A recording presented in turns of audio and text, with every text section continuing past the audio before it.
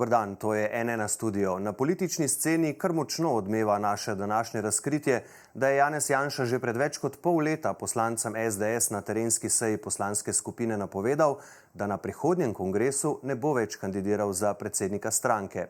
Ob tem se je obrnil k Anžetu Logarju, ki pa se v zadnjem času ukvarja predvsem s svojo platformo. Je Janša s to napovedjo mislil resno, kako to, da je toliko časa ostala za zaprtimi vrati? Kaj bi to pomenilo za SDS in slovensko desnico? Kaj za načrte Anžeta Logarja? Z nami je politični analitik, zgodovinar in urednik Razpoti Luka Lisjak-Gabrielčič. Dober dan, pozdravljeni. Pozdravljeni. Vas je to današnje naše jutranje razkritje presenetilo? Ja, moram priznati, da ja.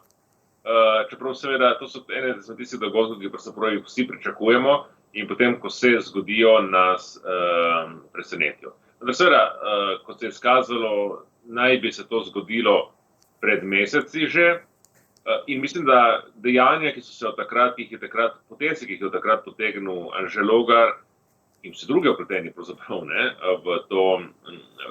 v delovanje stranke SDS, kaže, da nihče tega ne jemlje prav za suho za to.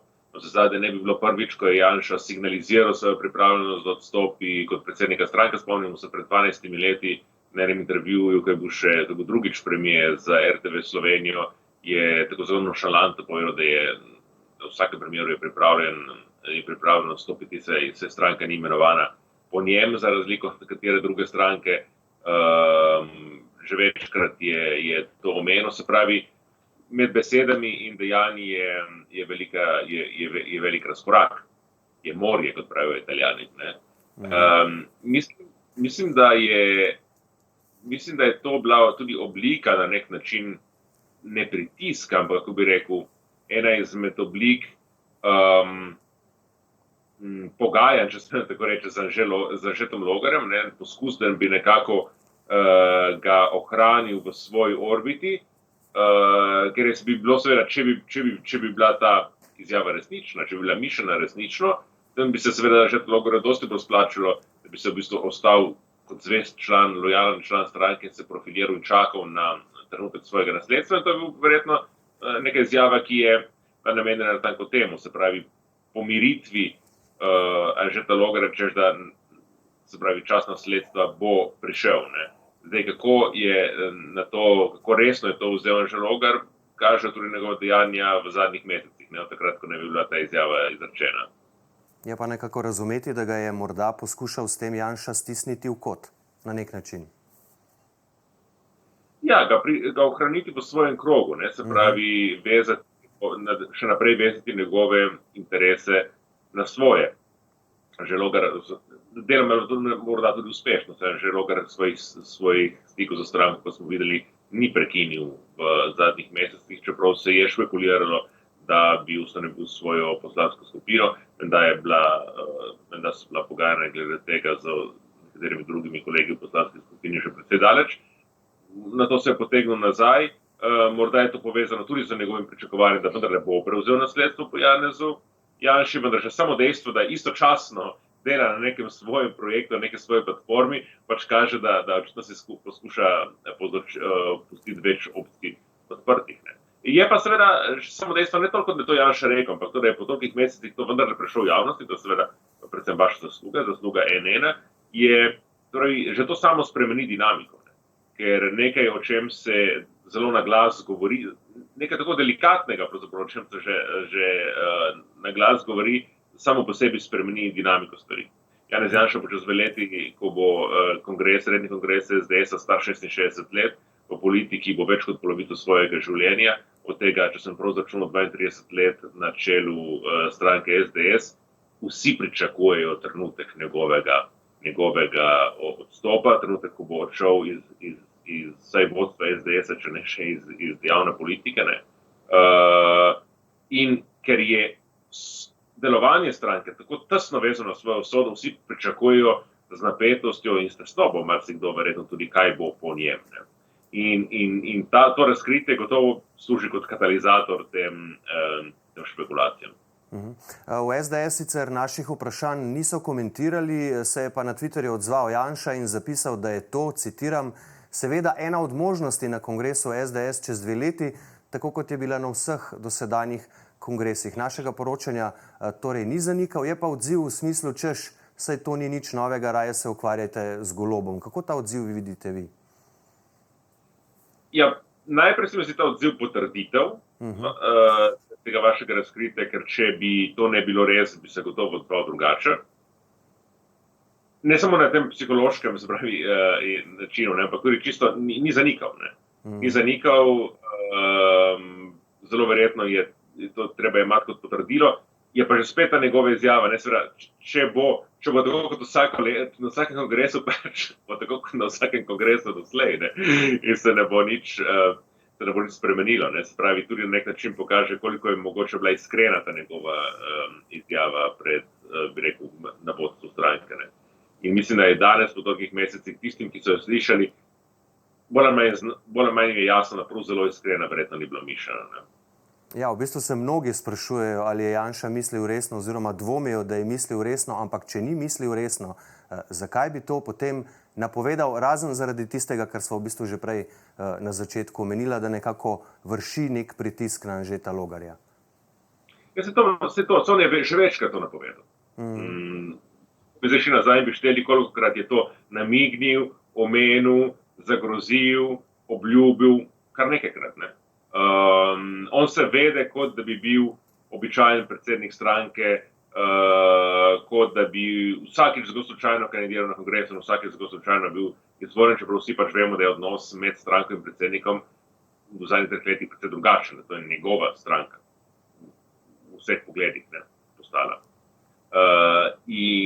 In to, da on omeni, da lahko tudi odstopi ali pa da bo nameraval odstopiti, to samo po sebi ni nič novega, ne. Seveda, novo je bilo, če bi se on res odločil za to. Da pa je to omenil, je pa gotovo povezano s tem, da je poskušal pravzaprav pomiriti, po mojem, Anžeta Logarja, da se pravi, da tega svojega nasledstva ne bo čakal za manj, ne, da ne bo kot princ Charles mogel dočakati svojega 70. rojstni dan, da bo nasledil monarha. To ste že v bistvu prej omenili, ampak vseeno vprašam, kako razumete, da ta informacija v javnost ni prišla toliko časa, da se je to zgodilo zdaj, ko je Logar ustanovil platformo, o kateri da v SDS niso vedeli skoraj ničesar, ko je jasno, kdo vse je z njim, ko je iz stranke izstopila njegova tesna sodelavka in prvo podpisana pod njegovo predsedniško kandidaturo Romana Jordan. Je po vaše to lahko povezano? Ja, to bi pravzaprav mogel jaz vprašati vas, ne. Jaz mogel z vas poskusiti izvrstiti, od kje ste dobili to informacijo, oziroma kdo vam jo je posredoval, ne. In mislim, da bi kanal, po katerem je ta informacija prišla v javnost, lahko zelo razkrila, komu je bilo v interesu, da se zdaj razve, ne. Lahko špekuliramo, lahko rečemo v obe smeri, se pravi, ampak trenutno se mi zdi, da verjetno je, da ni prišla iz Logarjevega kroga, ampak iz kroga tistih, ki se bodisi bojijo njegovega samostojnega nastopa v politiki, ga hočejo naprej sabotirati ali ga skušajo ohraniti znotraj orbite stranke, ne. Lahko pa seveda, tudi možno je, da je prišla iz bi rekel, Logarjevega kroga samega in na nek način, kako bi rekel, s tem izvaja pritisk na Janeza Janšo, da bi on potem te izjave tudi resno vzel, ne. Se pravi, da bi Logar potem lahko kandidiral namesto Janeza Janše na rednem kongresu, ne, s tem se bi tudi obzorje njegovega delovanja radikalno spremenilo. Tako da možne sta obe scenarija, ki vi veste malo več od mene glede tega. Pa menite, da glede na Logarjeve poteze v bistvu v teh zadnjih mesecih, da se skozi njih vidi, kako resno je vzel Janševo napoved, vendarle je od nje že več kot pol leta. In ključne poteze v bistvu je Logar začel vleči ravno potem. Ta seja je bila v bistvu takoj po referendumih, dober teden po drugem krogu predsedniških volitev in potem je v bistvu Logar tudi začel v bistvu z resnimi postopki za ustanavljanje te platforme.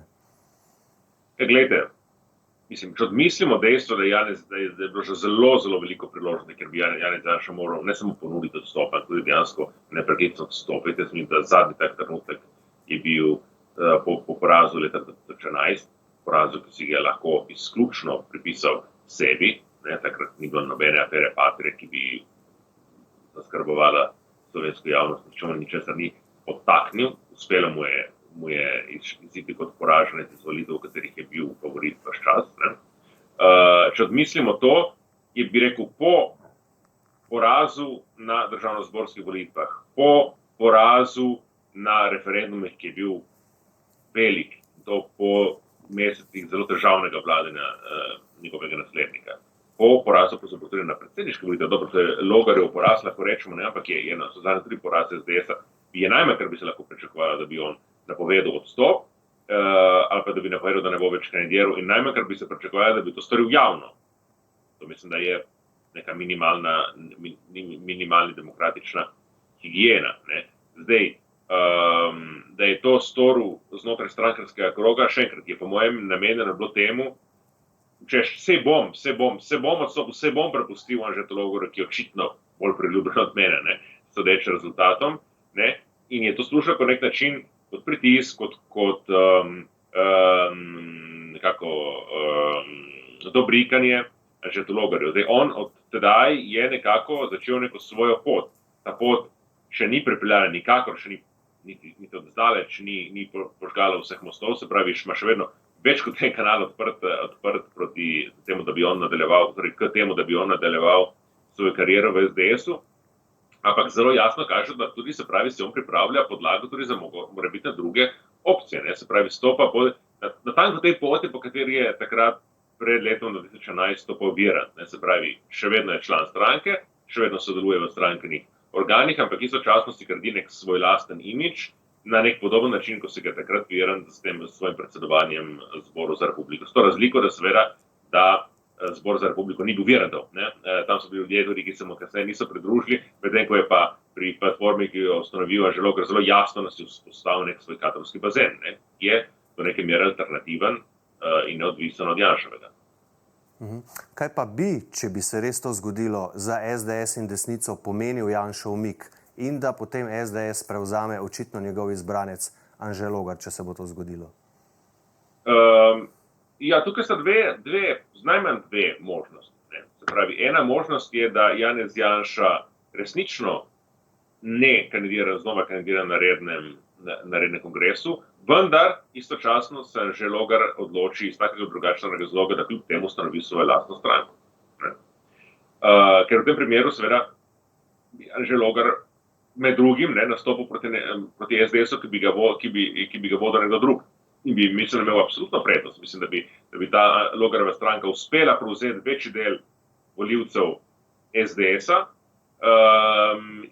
istočasno pa ne bi imel prtljage SDS-a za sabo, seveda pa tudi njenega, bi rekel, infrastruktura na lokalni ravni, njenih financ, njene mišice, kot se reče v anglosaški žurnalističnem žargonu. Druga možnost seveda je to, kar ste omenili, da Janez Janša ne kandidira, namesto njega kandidira Logar, seveda bi imel absolutno prednost pri takem nastopu zdaj, ampak v 2 letih se lahko marsikaj zgodi in kdo ve, če bi čez 2 leti lahko dejansko tudi v odprtem spopadu zmagal znotraj stranke. Jaz mislim, da morda pa je Anže Logar bolj priljubljen v nekaterih desnosredinskih krogih izven SDS-a kot znotraj SDS-a samega. Tako da tukaj so odprte zelo različne možnosti in seveda najbolj verjetno, seveda, na to je računal seveda tudi Janša, ko je omenil Logarju to možnost, da on odstopi, seveda, da bi potem na rednem kongresu Logar zamestil Janeza Janše, potem je jasno, da bi pač ta stranka začela gibati v neko drugo smer, da bi obrala drugačen kurs. Ampak za neko zelo močno prtljago s tem, da je ta stranka, bi rekel, skozi in skozi je prežeta za kadri, ki jih je postavil Janez Janša, da ima neko usmeritev in neko politiko, ki je zelo drugačna temu, kar napoveduje Logar, se pravi, vprašanje je, če bi potem taka stranka lahko, bi rekel, enotna dosti dolgo časa ostala, ali bi prišlo do razkola in tako dalje. Zdaj, Logar naših vprašanj ni želel komentirati, oglaša se zelo kontrolirano, vendarle pa je na vztrajanje novinarskih kolegov v zadnjem času omenil, v katerem primeru bi SDS zapustil, če ne bi sprejela predlogov njegove platforme. Si torej s tem v bistvu samo kupuje čas, ker želi obe možnosti ohranjati odprti, torej tako prevzem SDS, kot tudi odhod iz nje? Ja, mislim, da ja, ampak mislim, da že tudi ta izjava bolj kaže na to, da tudi sam bolj računa za možnost odhoda. Ne.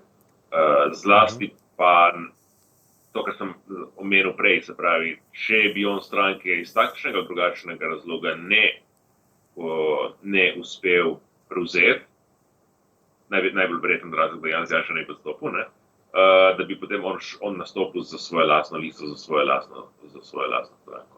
Seveda bomo potem videli, kakšne bodo te predloge, ki jih bo artikulirala ta njegova platforma, če bodo tako splošno in megleno in zastavljeni in tako dobrohotno in milo in vsem všečno napisani, da jih lahko potem sprejmejo vsi, vključno z SDS-om, potem pač vemo, da to ni mišljeno resno. Ja, to bomo videli jeseni, ko naj bi ta platforma začela s prvimi pogovori, okroglimi mizami. Prva bo menda na temo gospodarstva. Bomo videli seveda, kako se bo ta dinamika razvijala naprej. Za danes pa Luka Lisjak Gabrijelčič, najlepša hvala za vašo analizo. Hvala vam, lep dan še naprej. Hvala pa tudi vam za vašo pozornost. Seveda vse, kar se bo dogajalo tudi v zvezi s tem, bomo na n1info.si intenzivno spremljali še naprej in o tem poročali. Iz studija pa le še lep pozdrav in nasvidenje.